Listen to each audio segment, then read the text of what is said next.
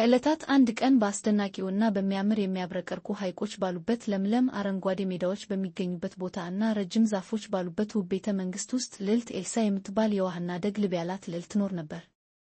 ውበቷ ልክ እንደ መጀመሪያው ልጅነቷ ውብ ነበር።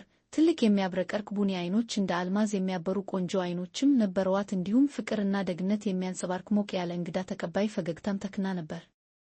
በሚያብረቀርቅ ነጭ ሐር እና በጥቃቅን አበባዎች ያጌጠ በልዩ የሚያብረቀርቅ ዕንቁ የተንቆጠቆጠ ውብ ቀሚስም ትለብስን ነበር። በእያንዳንዱ እንቅስቃሴ ቀሚሷም የፀሐይዋን ብርሃን የሚያንጸባርቅ ውብ ቀሚስን ነበር። ረዥም አንጸባራቂ ጥቁር ፀጉሯም እንደ ሐር በጀርባዋ ላይ የተኛ ነበር። ፊቷም ደግነቷንና ሰው አክባሪነቷን አጉልቷል። በሚያምር መልኩ በቤተ መንግሥቱም ውስጥ በሚያምርና በተረጋጋ እርምጃ ጸጥ ባለው ኩሬ ላይ ትንሸራሸር ነበር። ሁልጊዜ ማለዳ ልዕልት ኤልሳ ወደ ንጉሣዊው የአትክልት ስፍራ በመሄድ በሚያብቡ እና በቀለማት ያሸበረቁ አበቦች እንዲሁም በሚዘፍኑ ወፎች ትደመማለች፣ ተደሰታለችም። እያንዳንዱን ፍጥረት፣ የሚጮፍ ድንቢጦችን፣ የሚበሩ ቢራቢሮዎችን በየዋህነት በመንካት እና በትሑት አንደበት መደረተኞችን ትሰራለች። በየዋህነት ከልጆች ጋር በመጫወት እና በሞቀ ፈገግታ ሰላምታ ትሰጣለች። ይህ ሁሉ ምግባሯ በሰው የተወደደች እና የተከበረች እንድትሆን ያደርጋታል። ልቧም እንደ ሰማይ ትልቅ ነበር። በርህራሄ እና በጀግንነት ተሞልታ በማዕረግ ልዕልት ብቻ ሳትሆን እውነተኛ የደግነትና የድፍረት ልዕልት አደረጋት።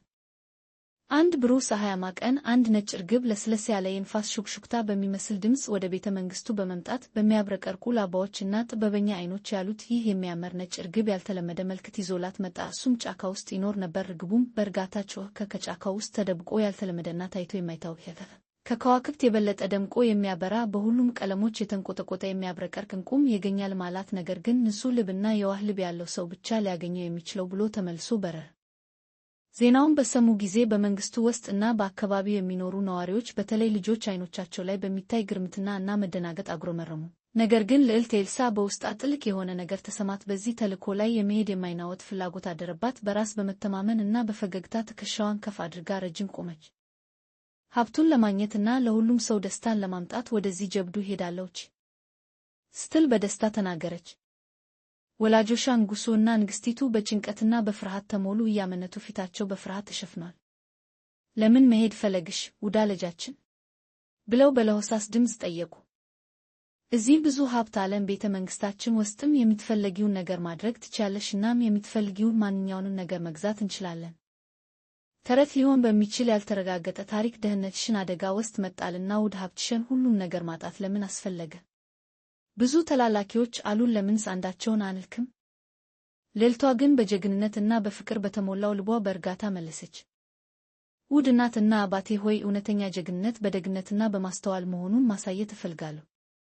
ሁሉም ሰው እኩል ነው ብዬ አምናለሁ። እናም እንደኛ ዕድለኛ ያልሆኑትን መርዳት እፈልጋለሁ። ደፋር መሆን ማለት አደጋዎችን መጋፈጥ ብቻ ሳይሆን በፍቅር እና በርህራሄ ማመን ነው። ንግግሯ የወላጆቿን ልብ ነካ። ልቧን ለመከተል እንደመረጠች በማወቃቸው በኩራትና በሐዘን ተመለከቷል። ቢጨነቁም ቆራጥነት በዓይኖቿ ውስጥ ሲያበራና የመንፈሷን ጥንካሬም ሲረዱ ከልብ በመተቃቀፍ መርቀውም ሸኛት። ልዕልቲቱም ጸሎቷን ለእግዚአብሔር ካደረሰች በኋላም ወደ ጫካ ወጣች። የሚያምረው ቀሚሷም እንደ ጨረቃ ብርሃን እያበራ፣ ፀጉሯ በፀሐይ ብርሃን እያበራ ነበር። በሚያብረቀርቁ ጅረቶች፣ በለመለመ ሜዳዎችና በአረንጓዴ ዛፎች ውስጥ ስትጓዝ በመንገዱ ላይ ጓደኛዎችን አፈራች። አውሬ እንስሳትን፣ የዋህ ሚዳቋንና ተጫዋች ትንሾችን። ሁሉም በደግነቷና በጀግንነቷ ስለተደሰቱ መንገዷ የተቃና እንዲሆን ረድዋት። በጫካው ውስጥ በትልቅ ዋሻ ውስጥ ወርቃማ ነጸብራቅ ያለው የተደበቀውን ውድ ሀብት አገኘች። ሁሉም ቀለሞች የሚያንጸባርቅ በሚያስደንቅ ብሩህነት የሚያብረቀርቅ አስደናቂ የከበረ ድንጋይና መስታወት አገኘች። ዕንቁንና ራስዋን በመስታወት ስትመለከት እውነተኛው ሀብት የሚያብረቀርቅ ድንጋይ ብቻ ሳይሆን በልቧ ውስጥ የተሸከመችው ደግነት፣ ፍቅር እና መተማመን እንደሆነ ተገንዘበች። ድፍረቱ እና ርህራሄዋ ነበር የእውነት ውብ ያደረጋት። ወደ መንግሥቱ ስትመለስ ልዕልት ኤልሳ የሚያበራውን ዕንቁና መስታወቱን ከጭንቅላቷ በላይ ከፍ አድርጋ ዓይኖቿ በደስታ ያበራሉ። ሁሉም ሰው በንጉሣዊው አደባባይ ሰብስባ በእርጋታ እንዲህ አለች። ልክ እንደ ሁሉም ሰው ሁላችሁም ልዩ እና ቆንጆ ናችሁ። በራሳችሁ አምናችሁ ማንነታችሁን ስትወዱ ማንኛውንም ነገር ማሳካት ትችላላችሁ። ወርቃማው መስታወት ተብሎ የሚጠራው መስታወት አስደናቂ ነገር ነበረው። ለሁሉ ሰዎች እውነተኛ ውበታቸውን የሚያሳይ አንጸባራቂ መስታወት ነበር። ውጫዊ ገጽታቸውን ብቻ ሳይሆን በውስጣቸው የያዙትን ደግነት፣ ድፍረት እና ፍቅር የሚገልጽ። ወደ መስታወቱ የተመለከተ እያንዳንዱ ልጅ ደፋር ልቦና ያለውና የሚያምር ልጅ መሆኑን መስታወቱ ያሳያልም ይናገራል። በየቀኑ ደግና ደፋር እንዲሆኑ አነሳስቷቸዋልም።